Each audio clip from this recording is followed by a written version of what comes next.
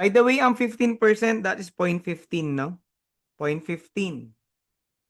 So, pag ginawa natin formula yan, that is 45 is, pag sinabi natin is equals, no? Is of, yung of natin sa math, ang equivalent niyan times what number, that is n.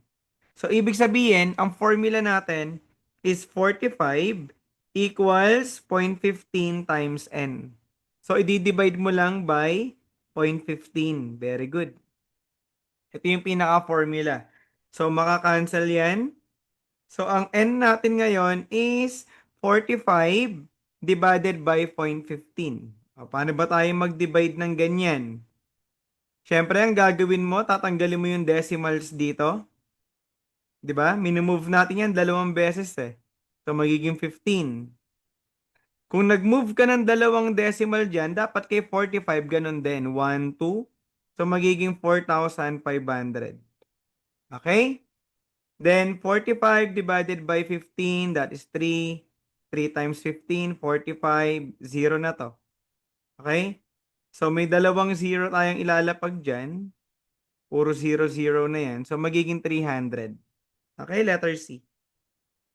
Yung iba ang ginagawa, ayan, may solution si JA. Oh. Yan, parehas kami, oh. Parehas kami ng ginawa ni JA, no? Yan. So, yung iba ang ginagawa, dahil 15% to, ang ginagawa is minumultiply lahat by 15%. 'Di ba? Pwede naman yon. Dapat, pag minultiply mo yan by 15%, lalabas yung 45. Ito yon. Okay? Kumbaga, solving backwards. Pwede rin kayong mag-solving backwards. 300 times 0.15. Alam naman natin, ang 10%, 30. So, ang 5%, 15. Diba? Tama. 30 plus 15, 45. Okay? Yan. Pwede rin kayong mag-solving backwards pag ganito. Okay? So, feeling ko naman na naintindihan nyo to. So, again, ganyan yung ginagamit natin formula dyan. So, tama naman majority.